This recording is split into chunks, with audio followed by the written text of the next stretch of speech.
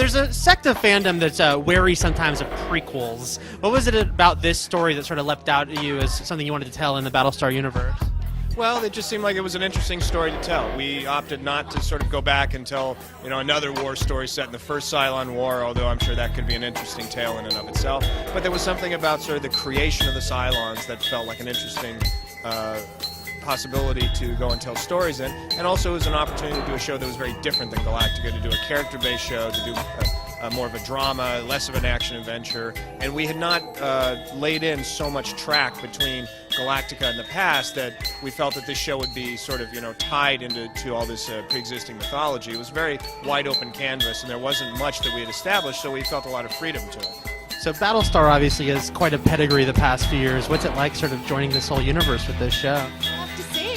We're just barely getting started, so it's nice shoes to step into. They've certainly blazed the trail for tremendous work and a lovely fan base, and it's exciting. So can you talk about your character at all and what her role is in the whole thing? Yeah, she's it's Amanda Greystone. She's sort of the matriarch of the Greystone family.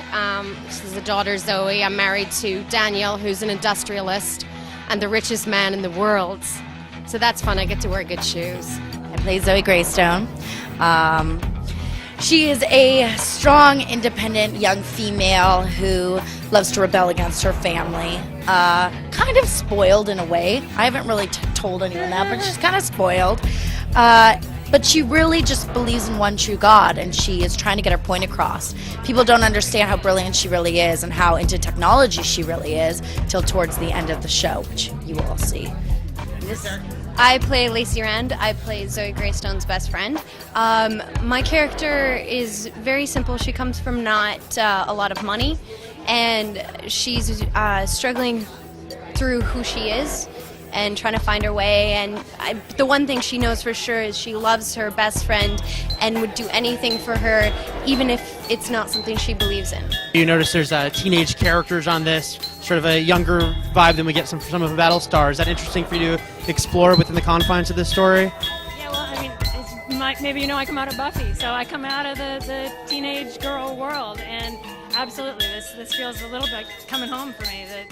To blend those sort of very human, growing up, I don't know what I'm going to be, in asking that question in a sci-fi setting where it gets even more power and poignancy. I love that. It's perfect. Battlestar has such a big fandom, and the fans have such questions. Are you ready to be inundated with minutia that you might not know the knowledge of? No, I'm absolutely not ready. I'm ready for none of it.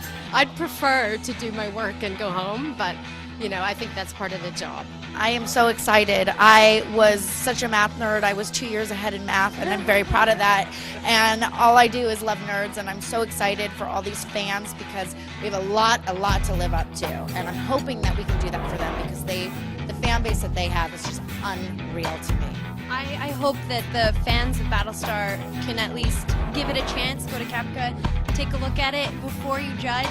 I know some people are going to love it, and some people are going to be like, I don't really want to see this, but just give it a chance. Sort of a long goodbye for Battlestar with the strike, and you shot it a year ago. What's it like now, sort of looking back on it all as a whole and getting a night like this to sort of put it in perspective? It's very bittersweet. I think that we never expected the show was going to attain this kind of, notoriety or celebrated status, and it's always been a show that's been a bit of a cult hit. But I think in a lot of ways it's defined Ron and me in terms of the kinds of stuff that we do. And if you have to pick one thing to define your career, you can do a lot worse. And so we're really proud of it. And as I say, it's sad and it's a relief and it's all those things put together.